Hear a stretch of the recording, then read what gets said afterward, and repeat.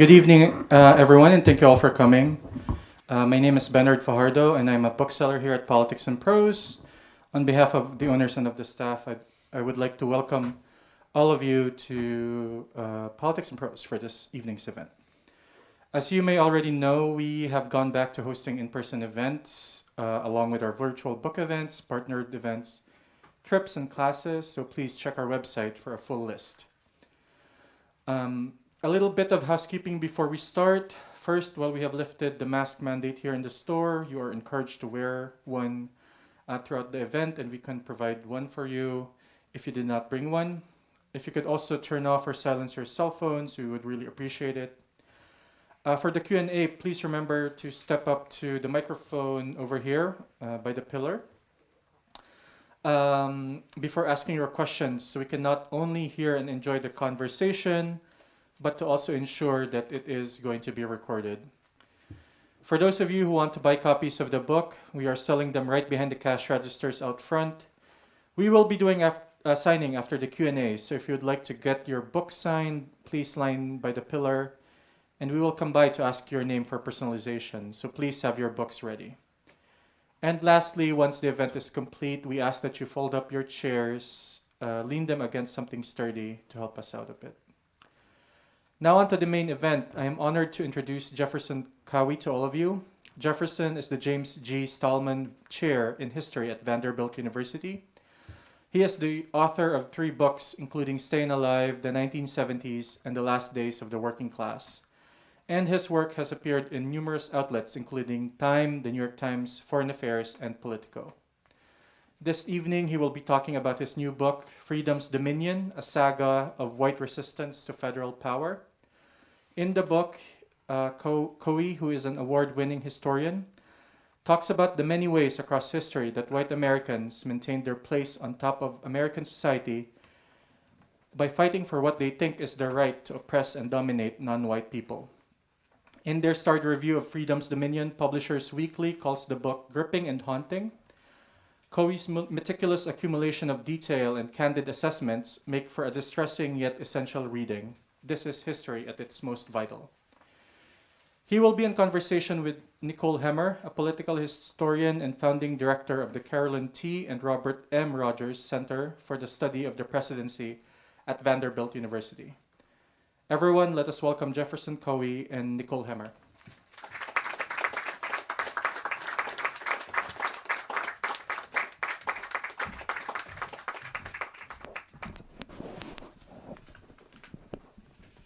Good evening. Hi, everyone. Well, I am absolutely delighted to be here tonight with my colleague and my friend, Jeff Cowie. If you know Jeff's work, you know that he is one of the most important historians writing about politics and labor in the 20th century. His book, Stayin Alive, looked at the working class in the 1970s through the lens of politics and culture and labor and race. His book, The Great Exception, made us rethink the New Deal order and how it fit into the broader swath of American history. But with his new book, Freedom's Dominion, he looks at a much longer time scale. It covers more than 150 years of U.S. history, and it tackles a really big idea, the idea of freedom. There is probably no idea that is more central to American history and to American identity. And there is probably no idea that Americans fight over more than what freedom means. As I was reading this book, I was thinking about this quote from Abraham Lincoln that's now like over 150 years old, where he says in Baltimore in 1864, "We all declare for liberty, but in using the same word, we do not all mean the same thing." And that feels like one of the ideas at the heart of this book. So I think that to start off, Jeff, how were you rethinking freedom in this book? Well, small question. Yeah, small question. Thank you for joining me in this, Nikki, and thank you all for coming. Yeah, freedom is the central idea in the American creed, right? Yet, here's an idea that is so malleable, so plastic, so multivariate that we often don't even have a shared sensibility of what it is, yet we all cry for freedom. This is an idea that the Freedom Caucus and Martin Luther King can both claim to want to achieve. And so when I looked at this idea, I'd long thought about the question of anti-statism in America, or anti-federal power in particular, and how freedom got wrapped up in the whole idea of being against the federal government and what it means to be a patriot and against your government. And that idea really played with me. So I began to read deeply in the ideas of freedom in kind of Western culture and in the Western mind. And I took on the idea of Orlando Patterson, the historical sociologist who wrote a book about the Western idea of freedom. And he says that freedom is a chord that consists of 3 notes. The 3 notes are the first one that we all enjoy, civil liberties, or we all hope to enjoy, civil liberties and freedoms. The second one is civic freedom, that is the freedom to define and participate in our own political community. And the third one is the freedom to control and dominate others. And this is the one we don't think about. And he traces this all the way back to Athenian democracy, which, of course, the birthplace of democracy is a slave society. And so the idea of freedom was initially, from the start, wrapped up in the idea of not being a slave, but not only not being a slave, having the capacity to enslave. And that chord and that complexity are the notes that really resonated with me. And I sort of broke off that freedom to dominate and looked at it in this one little place. Let's talk about that one little place, because this is a very big idea that you're exploring, but you situated it in this tiny little place, Barber County, Alabama. What was it about Barber County that made you put the whole book there? Well, there's 2 parts to that question. I think, do you want to talk about why microhistory or why Barber County? Let's start with Barber County, okay, and then we can scale out to microhistory. Barber County, I ended up studying Barber County because of my kids. We were sitting around in this drafty old house in upstate New York where I used to live when I worked at Cornell University. And it was literally 20 degrees below zero. It was the kind of day where you're like ready to burn the furniture to stay warm. And the kids came up and said, "Where are we going on spring break?" And I said, "We're not going anywhere on spring break." And soon enough, we're motoring down to the Gulf Coast on spring break. And we drove through this town. And as we pulled into town, there were these beautiful antebellum mansions on both sides of a 2-lane boulevard, trees arcing over both sides, moonlight and magnolias practically bursting from the scene. It was incredible. I was like, what is this place? And then we crossed a line, and then it was sort of shuttered stores and declining sort of mom and pop operations, and I didn't even know how to pronounce the town. We pulled into a gas station, and I went inside, and there's this lovely woman behind the counter. I said, "How do you say the name of your town?" And she said, "Eufaula." And I was like, okay. But my spider senses had really gone off at that point. I was like, this is my place. I think I want to study this place, because the contradictions felt right there, felt sort of tangible. And then most people will think I studied Barber County because George Wallace, the governor of Alabama, famous for standing in the schoolhouse door and segregation now, segregation forever speech. But I didn't know he was from Barber County because the place itself excited me. And then it wasn't until later on, really months later, because I went backwards in time. As historians, it's all we really can do. And I went back to the Native American material. And it was months later I found out that George Wallace was from there. And that meshed perfectly with my previous work in the 70s. And so then it was fate. All right, so I'll ask you the microhistory question because, again, like freedom is a really big idea. How can we better understand it by just looking at this tiny little place of Eufaula? You already sound like a local. The idea is that, you can only understand, if you're going to look at local resistance to federal power, you have to get down to the local level. That's the only option, right? So I felt I really needed to dig down and figure out why there was this long, rich tradition of resistance to federal power, starting on day one, literally starting on day one in the founding of this town, and the main town in Barber County. And so it was you could tell a national story if you wanted with this, but I think it would be a lot more superficial, and the evidence would be a lot more cherry-picked. And doing that local history forces you to, you're accountable. You're going to talk about this place and what happens here. And so I think it was a natural kind of thing. And to be honest, I wasn't even sure how I was going to pursue my idea of this racialized, anti-statist version of freedom that I developed until I found Barber County. And then it became, that was the last piece. So it was both analytical and happenstance. But I also wanted to test my writer's chops a little bit, right? And when you're talking about local people, you have to kind of deliver, right? So I think when most people think about particularly white resistance to federal power, they think about it as a story of white Americans and black Americans. But you actually start your story with white settlers in the Barber County area and indigenous people. Why was it important for you to start the story there? Well, that's where the official beginning of the town starts, is with a fight over land that belonged to the Creek people, the Creek Indian people. And the beginning of Eufaula, Alabama, the big city it's on the Chattahoochee River on the border between Georgia and Alabama, down in the southeast corner of Alabama. The year the city is founded, federal marshals come in and burn it to the ground and destroy it. So the beginning of this town is about hating the federal government, the white town. I need to reiterate, there's been a long-standing place called Eufaula Town among the Creek people. But white intruders had come in and taken that over and squatted on it and pushed the Creek people off their own land.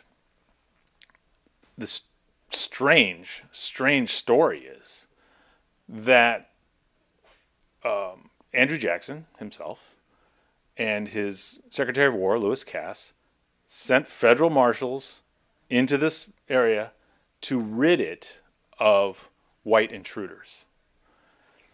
And this is antithetical to the entire narrative of what Jacksonian America is about, which is about vacating land so that white people can take it over.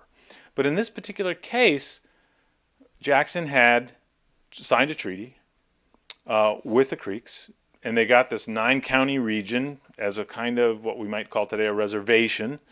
So he was definitely in the long term interested in removing, as you said, all Indians beyond the Mississippi. But he signed this thing. He was going to back it up, at least temporarily, and he did. And so he sent in these marshals to sort of do this kind of hapless effort against all odds, this ragtag group of federal marshals and troops to try to stem one of the greatest tides of immigration in world history, and that is white people moving across the continent. And they couldn't do it for long or do it well, but this begins to foreshadow much of the story, which is the federal government comes in sort of just enough to not do the job, but really anger white people. And so that idea that federal tyranny is taking away the sovereignty of local whites, the freedom of local whites, is born the very beginning of this. And how the story ends is a war for 5 years called the Intruders' War, in which these intruders fight the federal government and the Creek Indians to take over, and of course they win. And so it's a almost counterintuitive story to see Jackson in that role. Yeah. I mean, I think where it feels more familiar to have the federal government coming in, maybe a little bit more than a half-assed way, is during Reconstruction. And that's kind of where the second part of your book goes, is it looks at how the framework of freedom was changing in the aftermath of the Civil War, when suddenly you have Black Americans in the South whose claims to freedom are being backed by the federal government and the U.S. military. How does that new fight about freedom play out in Barber County? Yeah, that's, pardon me, exactly the second wave of federal intervention here. And one of the revelations I had, as mostly, as you pointed out, a post-war U.S. historian, is that the Civil War only comes 30 years after they've settled this land. And these white people are all ready to die for it, and die for a vision and a cause. And it's shocking to me how deeply ingrained the slave regime had become in merely 3 decades. So after the Civil War, when the federal troops come in to support Reconstruction, which is a very aggressive federal effort to get African American people, freed people, political rights, sometimes civil rights, but especially the right to vote, in this sort of flowering of African American democracy in a way that will not return for another 100 years. But it happens at federal bayonet point, as you well know. And so this is an occupied area where the federal government is coming in and saying, these people have the right to vote. These people have those other 2 freedoms in civil liberties and political rights to participate in. And in Barber County, they elect African American representatives in state legislatures, and they eventually send a black person to Congress, the United States Congress. And this is the world turned upside down. And for most white people in Barber County, freedom was a zero-sum logic. If they got it, if black people got it, white people didn't got it. And so they fought back. And first they fought back politically. They thought they could win this politically. Then they fought back militarily. And not really militarily, but through terrorism, paramilitary. In 1874, the town's finest citizens waited until all of the voters from the countryside had come into the city to vote, and at noon they opened fire and shot people dead at the polls. 80 people were shot, and what has been known as the Eufaula riot, because in the twisted logic of redemption whites, it becomes known as a sort of putting unruly black people in their place. But it's crystal clear these people were completely peaceful, nonviolent, unarmed. All the records show that, and that white people essentially this was a coup. It was a massacre in the name of a coup. And they took over political power. But they clearly did this in the name of freedom. That it's not that they're subjugating African American people. It is that they are reestablishing their own freedom. I mean, that's what they say, and that's how they say it. So again, this escape from federal tyranny, just like under Jackson, of all people, becomes a major theme in the political culture of this place. And it's not just Barber County. So I'm curious, before we move on, I mean, you've talked about freedom at the end of a federal bayonet, and you've talked about a war with the Creeks and this massacre that's happening at the polls. How do you think about the relationship between force and freedom? Is freedom inevitably tied up with violence? Yes. Then what are we doing about that? Yeah, exactly. No, and you know, in an abstract philosophical sense, my freedom ends right before I punch you in the nose, right? But in reality, it doesn't. And so freedom is about capacity, it's about ability, it's about sovereignty, it's about wielding the capacity to make things happen. And so this is why when we think about freedom today, it's wrapped up in, gun rights and misogyny and control and subjugation and all these kind of things that one does not think should be in the package of freedom. But then the opposite is also true, and this is kind of my political take home in this book, is that federal power is kind of this weak-kneed, clay-footed hero of my story. And they need not to be weak-kneed and clay-footed. That the political rights of both Native Americans and African Americans throughout the entire story depended upon an aggressive defense, armed when necessary, of the political rights of all people. Well, one period where the federal government is sort of worse than weak-kneed and clay-footed is this period of redemption, which is the 70 or 80 years after Reconstruction, where the federal government just kind of pulls out, and the Jim Crow regime emerges, and lynching and other violence holds it in place. And when you write about this period, you write about white oligarchy as Jeffersonian democracy, which, as you know, is provocative because oligarchy and democracy are not generally thought of as compatible. So what do you mean by white oligarchy as Jeffersonian democracy? Yeah, that's a good question. So part 3 of the book is called the Federal Government in Repose. It's pulling back. It's after the Reconstruction coup and the white quote unquote redemption. And what happens is throughout the entire story, Jefferson and Jackson play very big roles as sort of defending this kind of smallholder, close to home democratic culture that resists too much federal power, right? And that's kind of the spirit of this. Jefferson called the westward expansion of all of this the Empire of Liberty, right? So, and of course, the empire already belonged to other people. But in this period, you have all of these machinations, and as the federal government pulls back, you see the worst aspects of American culture come to the surface. Lynching, convict leasing in the mines, just all sorts of horrible things.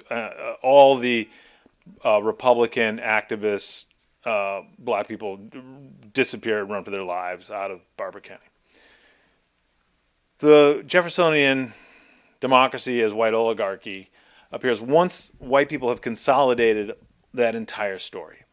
And that happens with the 1901 Constitution that finally officially codifies segregation and disenfranchisement. And what I mean by this, though, is the white oligarchy is able to do this trick where they say, in the name of Jeffersonian anti-statism, we are going to create a power base of our own. And actually, they disenfranchise poor whites, too, in the name of Jeffersonian freedom, because it's really the federal power that's going to also protect them.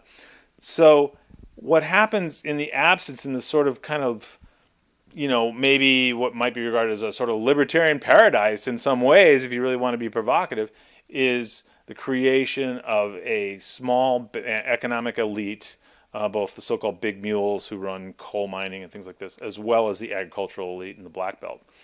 And they essentially are able to control Alabama by appealing to the anti-statist traditions that are supposed to belong to a kind of freeholder yeoman political culture, that's spreading democratic power out smoothly and evenly amongst the people.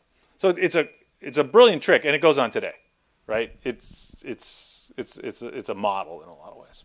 Can you say a little bit more about where poor whites fit into that system? Yeah. So the story of poor whites in this, and working class whites, is both sad and complicated. There's a lot of controversy over exactly how much white people disenfranchised themselves so they could disenfranchise black people. And which is the sort of most sinister, sad version of this. There's a lot, when I say controversy, people have run the numbers in a variety of ways, and it's not clear just exactly how close people hewed to that. And there's regional difference. Northern Alabama is very different than Southern Alabama and things like that. But the bottom line is enough people did. And so this long-term gamble of disenfranchise, and in the long run, actually, it's very clear. By the 1930s, it's absolutely clear that more white people have been disenfranchised by the 1901 Constitution than have black people. That's slightly complicated by the fact that of the Great Migration. So lots of black people left. So the federal government finally gets on its clay feet and gets back involved during the Black freedom struggle. And this is where the son of Barber County, George Wallace, comes into the story. Mm-hmm. Knowing all of the rest of the story of the fights against the Creek people and the violence of Reconstruction and redemption, how do you think about George Wallace now in this white resistance movement? I have thought a great deal about George Wallace. So George Wallace, for those of you who don't know or don't remember well, was elected governor of the state of Alabama in 1962 and gave this famous inaugural address demanding segregation now, segregation tomorrow, segregation forever. And that this was this sort of clarion call to all segregationists to stand up and resist the encroachment of federal power in race relations in the South. And then he went on to stand in the schoolhouse door to block the integration of the University of Alabama, although he didn't actually block the integration of the University of Alabama. It was a big show. But this was his thing. What I do is I go back, and if I reread very, very closely that inaugural address. And he mentions segregation 4 times.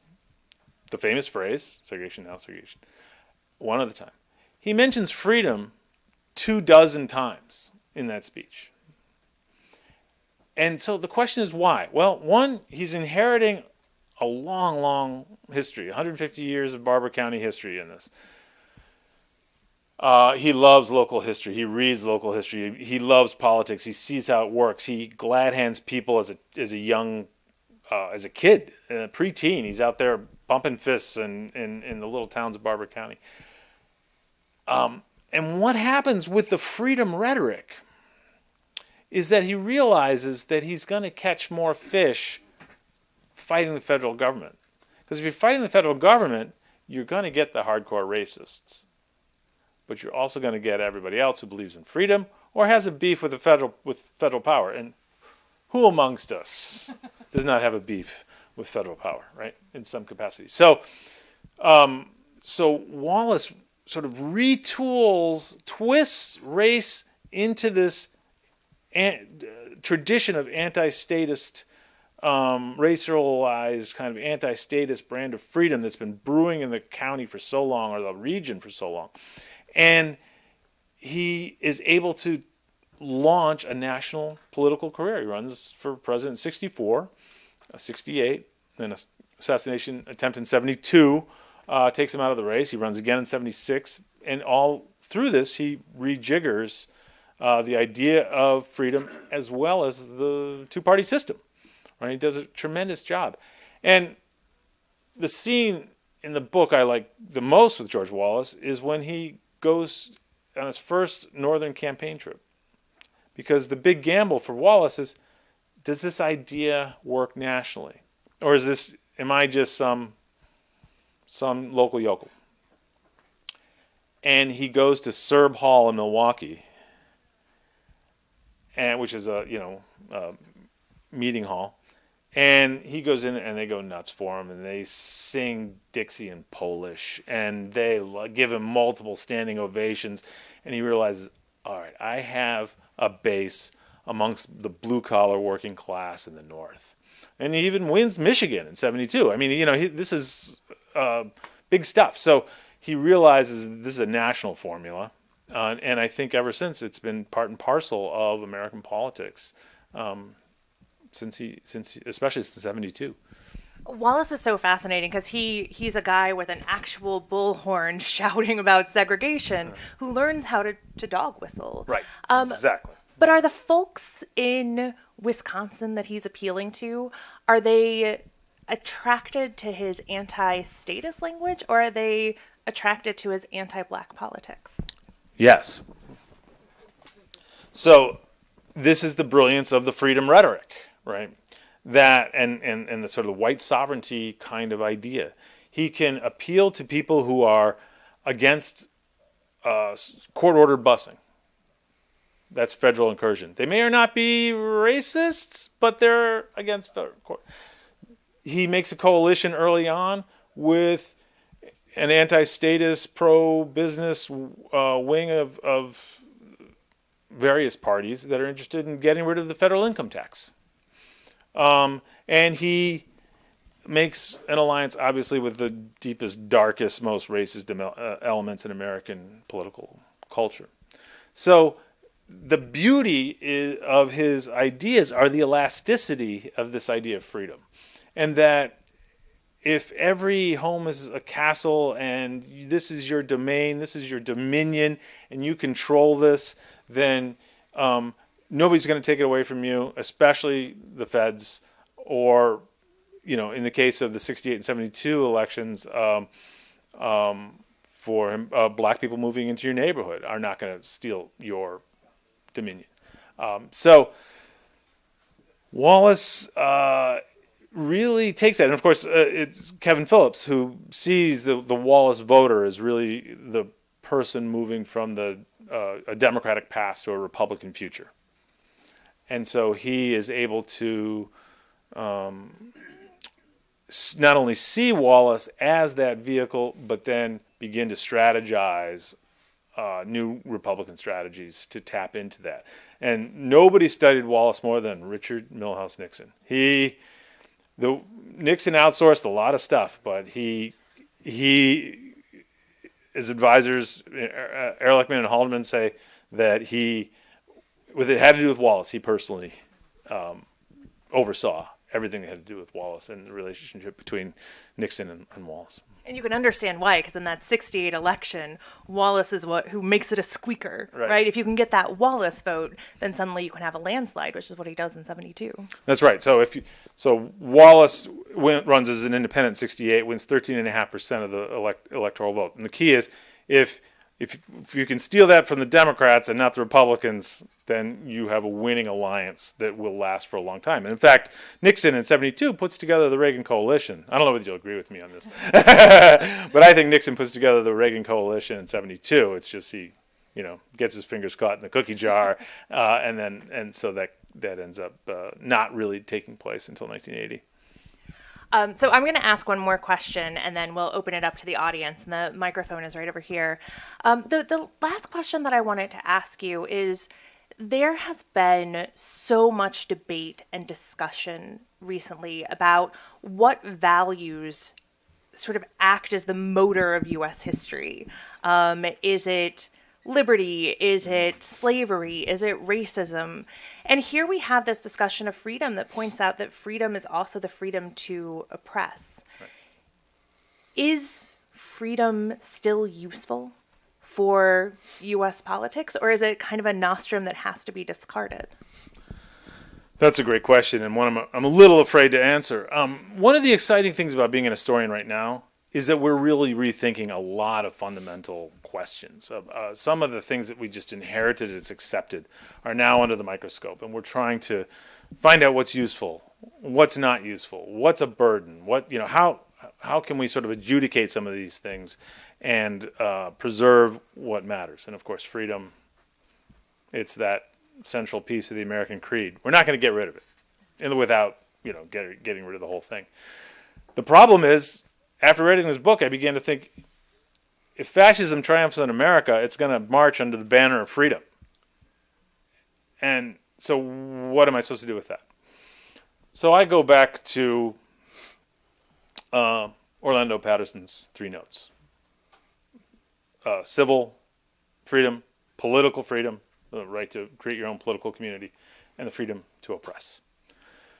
How do we find ways to encourage the first 2 and discourage the third?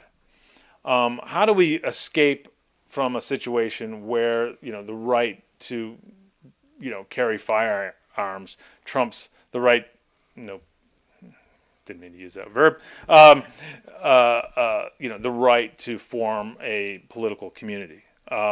This sort of belligerence and control that comes under that, guys, has to be, I think, suppressed. And I think it has to be suppressed with federal power. So, for instance, when it comes to voting rights, I'm in favor of nationalizing voting rights. That is the freedom that we have to pursue. It cannot be in the hands of state authorities, let alone local authorities.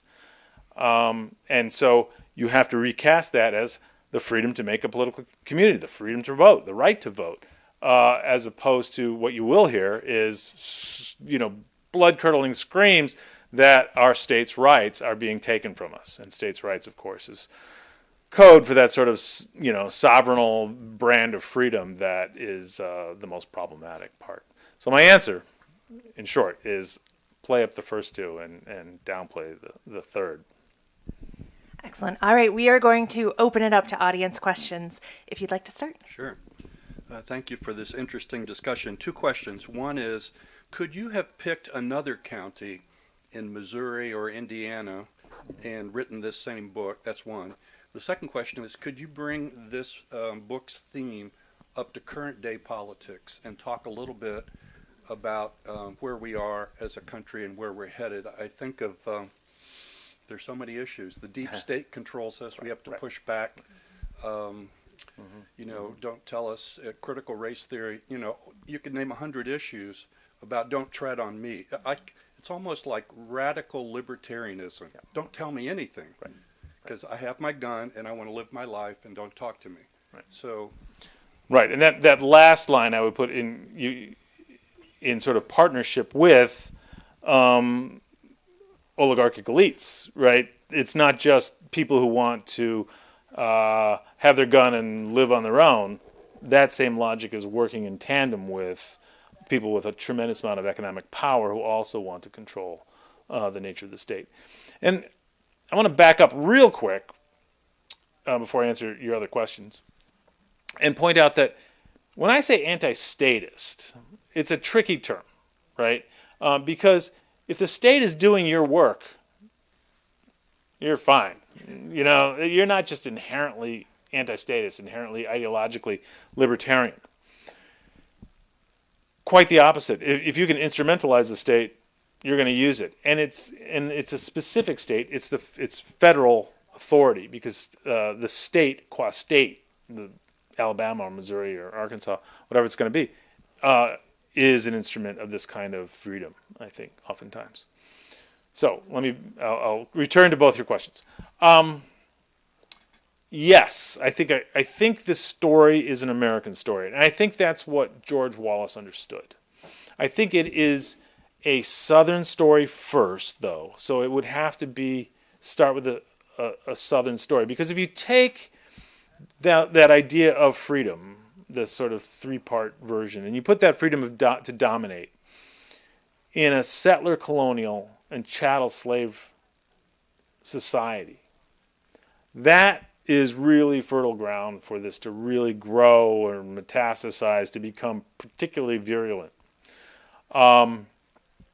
So I think there's a number of southern counties that it could be. In fact, I was pursuing it before I found George Wallace was connected to it. So, and in fact, I was ambivalent. I thought about doing something else when I found out that he was from there because it seemed a little too instrumental, perhaps. But as Wallace understood, this was a national story, and I think it would be interesting to go do something in West Chicago or whatever and see how that worked. The book, to answer your second question, the book ends with Congressman Mo Brooks, who represents a region in northern Alabama, who is the one who gave the speech prior to the January 6th insurrection. He's the one who says we're going to kick ass, take down names, da-da-da. And afterwards, he said, everybody needs to read my speech and decide whether they want to live in freedom or under a godless dictatorship, right? And so this idea carries forth, it's palpable, I think, today, perhaps more so on a national scale than it was prior to 68, 72.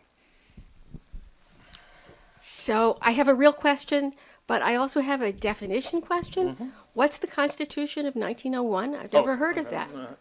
State Constitution, I'm sorry. The State Constitution of Alabama. So after the redemption, after Reconstruction, I thank you for the clarification, all southern states almost, passed segregationist constitutions that disenfranchised black people, officially. My real question is, I grew up under the New Deal and all of that. And I was working for the federal government when Reagan was elected in 1980. And I listened to him and I was horrified because it seemed to me that when he said freedom, he meant the free market. Right. And do you think about that too? Yes. Basically all my other work is about exactly that. And I have a book on the New Deal, and so I understand 100% where you're coming from. But that's part, when Nikki asked me about the Jeffersonian democracy as white oligarchy, did I get that right? I even wrote it, something like that. That's kind of what I'm talking about, and that's what I was talking about in response to your question, which is this anti-statism brings together free market conservatism with a cultural freedom that sort of bridges what maybe you might call the rank and file with the elite. And it's that connection that proves very powerful, very rich in politics, especially, I think, after 1980. And what's the name of the book that you wrote about the New Deal? You're not going to like this. It's called The Great Exception. Okay. It sort of makes the argument that the New Deal era was particularly extraordinary and different from the rest of American history. Yes, I realized that. No, seriously. I mean, when I grew up, I was born during the 40s. I grew up and we thought the New Deal was just, the next stage of government, and we would just keep moving forward. And then all of a sudden, I realized it was over, and people didn't accept it, and it wasn't. It should have been popular, and it used to be popular, and they've now substituted race stuff for economic protection. Several of my students showed up here. Bless you. Now you know I'm not making this stuff up, okay? If they won't listen to you, they'll listen to someone else. Exactly. Tennessee had an interesting discussion recently as to whether Nathan Bedford Forrest should be re-immortalized. Were either of you involved in that, or have any thoughts on it? I took some comfort that Governor Lee finally vetoed the legislation. So my out is that I moved to Tennessee in August, but it is part of a broader rethinking. I lived in New York for a few years, but before that I was living in Charlottesville, Virginia. And this question of representation and who these statues are for and what these statues stand for and whose freedom they represent has been it is the central fight that we're having over representation and how those statues can be reclaimed. I've spent a lot of time looking at the Robert E. Lee statue in Richmond and the way that even before it was taken down, it was remade by activists who turned it into a very different kind of statue with a very different kind of message. And even though they weren't tearing down stone through paint and light, they were able to turn that statue into a monument to Black freedom, to the first two chords, or the first two notes of the chord rather than the third. Yeah, so for those of you who don't know, Nathan Bedford Forrest was the first Grand Wizard of the Ku Klux Klan and a Confederate war hero, and is revered among certain sectors of the South. So they took down his statue from the Capitol which is a start. But they also took down this statue that was on private land along the freeway. That was the most hideous piece of art. I mean, even if you were a Nathan Bedford Forrest fan, You kind of wanted it to come down. Yeah, it was truly horrible. So I can't remember exactly what happened, but they ended up tearing that down. So, but the statue of Jackson is still on the side of the Capitol. The statue of Polk is still on the side of the Capitol, and I'm more concerned about those guys in some ways than Nathan Bedford Forrest, right? Because they're in the canon in a way that Nathan Bedford Forrest is only in there for a minority, I think. I got these the days. impression there was legislation to kind of rescind those statues. Yes, yeah. In fact, and plus the movement to put Dolly Parton in his place. But yeah, You could do worse. yeah, no, You probably couldn't do better. couldn't do better, right? That's what I was. Hi. Didn't Reagan have a greater influence on where we are today than George Wallace? Yeah, I'm not really necessarily claiming that George Wallace had a bigger influence than Nixon or Reagan or Bush or anybody. I'm just telling a story about how this local idea of freedom found a spokesman that went national. I do think that Wallace played a fundamental role in reshaping the direction of the Republican Party. And certainly Nixon glommed onto that with his Southern strategy and trying to win over the South, and sort of trying to draw those Wallace voters in. And of course, Reagan without Nixon, So it is. I think it's a building process. But essentially, I'm really looking at where this energy comes from and making no claim that anybody is more important than anybody else. But I would certainly say that yes, Reagan is a more significant carrier of this sort of anti-statist ideas. But I think when you get to the policy level, you have to find out why rank and file voters embraced Reagan. And there's a lot of reasons. He was very, he was funny. He was sort of grandfatherly. He was paternal in an age of confusion and crisis. There's a lot of reasons to turn to him. But I think that without that anti-statist kind of sentiment that's highly racialized amongst regular people, that folds into support for Reagan. I don't think, there's that auto workers are sitting around thinking, the Roth-Kemp tax cut or whatever is really what I need. But what I really need is to get the Supreme Court off my back and busing off my back. And that black people have gone too far, right? And so that's where I think that kind of political energy really is for Reagan. It's easy to win elites, I think, with that argument. But it's hard to get, when he wins, blue collar districts in Michigan, that's the turning point, right? Where people are like, what just happened? These are the New Deal people. And how did that shift happen? And I think that's when you connect to these questions of race and freedom. And Wallace is kind of a bellwether in a way, because in 1968, there are all of these debates in National Review magazine about Wallace. And there are a lot of doctrinaire conservatives who come out against him because they're like, he's a populist. And that's not what we are. And the reconciliation of that type of traditional conservatism and Wallace-like populism is a key development in the history of conservatism. Yeah, moving conservatism out of the waspy country club and into the tavern and the factories is the key shift, I think, of the 1970s and early 80s. And that's where George Wallace played a really important role.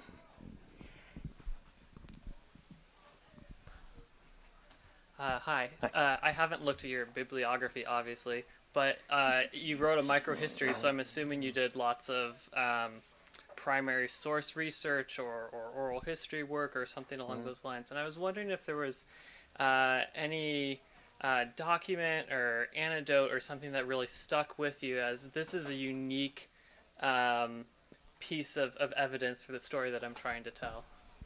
That is such a great question. That warms an historian's heart. Most people rightfully want to know, well, so what's going to happen in the next election? And historians do not know this. So my mind, if I had more time, I could probably think of several, but the one that comes to mind immediately is the story of J.W. Comer. And J.W. Comer was co-owner with his brothers, inherited one of the major plantations in northern Barber County. And he first tried to actually buy off the vote in 1874 before this coup. And then he backed this violent coup against black voters. But he's such a fascinating character. So the first interesting thing about this guy is he goes to war at the age of 17, I think it was. I may not remember. He goes to the Civil War. And he brings his body servant, a slave named Burl. And he gets shot at in Atlanta. And this slave rows him, puts his master on a boat, rows him all the way back hundreds of miles through war-torn Georgia, delivers this guy to his mother. His mother patches him up. Fast forward the story. This guy, Comer, becomes the kingpin of convict labor in not only Barber County, but the entire state of Alabama. And he goes around and buys up all the convicts not all, but as many of the convicts as he could on the county level, and sends them off into the mines to dig coal for the major coal and steel operations in the Gilded Age. And this was a man with just a voraciously dark, violent temperament. And in this period that I call federal government in repose, he really flourishes. And his brother becomes governor, and between them, they basically run this convict leasing operation and make all sorts of money. And he actually continues to run his cotton plantation with convict laborers. So it's sort of neo-slavery. But the fact that this guy did this after having his life saved by his own slave just seemed almost psychologically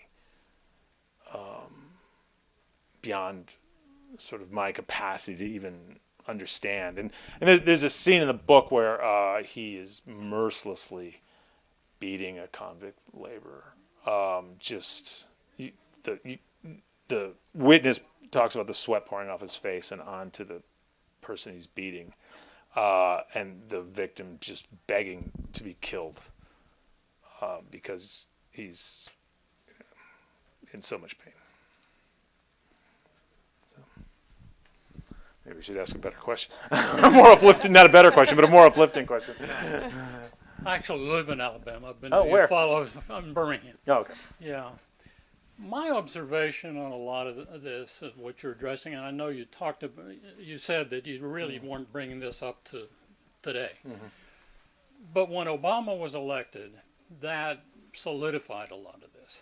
And I just wondered if you might comment on that. Say more about solidified all of this. That's the part I'm trying to... The statism that you've been talking about, that maybe it was under the surface until Obama was elected. So that... I'm just trying to clarify your question. Okay. That the sort of racialized anti-statism peaked under a black president? Yes. Okay. Yes. Where to begin with that one? The election of Barack Obama was, I think, particularly fascinating in this regard because here was a person of African descent who was trying to shift the nation away from this kind of racialized nationalism to a much more civically minded nationalism. And that's hard to do, period. It's particularly difficult to do if you're black.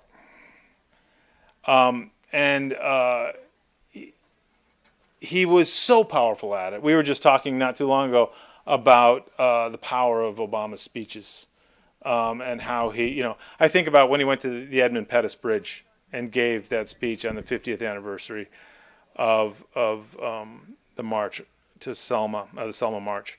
And there he laid out, the heroes of America. We're back to what do we save, what do we keep, what is the nature of America question. There he laid out a vision of the United States that the heroes of America were the ones who shaped it, who moved it, who pushed it where it needed to go. Not the people who rode on its existing power structures to the top, but those who saw the need and made a transformation. And so I do think, despite those efforts, that the backlash against him led us in a lot of ways, and this is what Ta-Nehisi Coates argues as well, to a doubling down on a sort of racialized nationalism under Donald Trump. Well, I will take the question asker's privilege of asking the last question, which is also something that maybe speaks to contemporary concerns. One of the things in one of the things in your book is there are moments where there are coups and there is extensive political violence and the oppressors win. And we're at this moment where fears of the dangers to democracy and the real dangers to democracy feel very present and at the forefront of our consciousness. Should we worry less because this has happened before? Should we worry more because it's happened before? How should we feel understanding that it isn't unprecedented, but it's part of American history? Right. So the argument historians always make is it's always been that way. And that is part of my argument. You're right. Like this is a deep-seated kind of underground current that is flowing through the American political culture since the founding of the Republic. It's embedded in the Jeffersonian ideal. And as somebody named after Jefferson, I can I know the power of the ideology. It was alive in our family. And so the question is, when and where does it burst up? When does that underground river sort of boil up and become a political geyser? I think what it means is, especially for right now, is you can never be complacent about this question. And so if you're a Democrat and you're looking at the midterms going, we're back to the status quo, everything's fine. Well, no. I think that this is an issue of eternal vigilance. And at one point, I turned Goldwater's famous quote over, where he says, where he talks about, help me out with the quote. You're gonna get it. Moderation is no virtue. Extremism is no vice. Extremism in the name of liberty is no vice, right? And that's around his sort of anti-statist version of freedom. And I basically try and flip that around and say freedom depends upon a vigorous polity, a densely sort of active political culture that can counteract this kind of freedom that is not going to go away. I think it's going to continue to be with us forever, and that to really have a kind of political awareness that will recognize the fact that these are deeply seated problems in American politics that are just not going to go away easily, if ever. And so you can't ever bank on the fact that somebody proclaiming their belief in this core value of American politics, freedom, is on your side, right? Or on anybody's side besides possibly their own sort of sovereignty. And that we need to think about those other two notes in the chord all the time. All right. Thank you all. Thanks for coming out.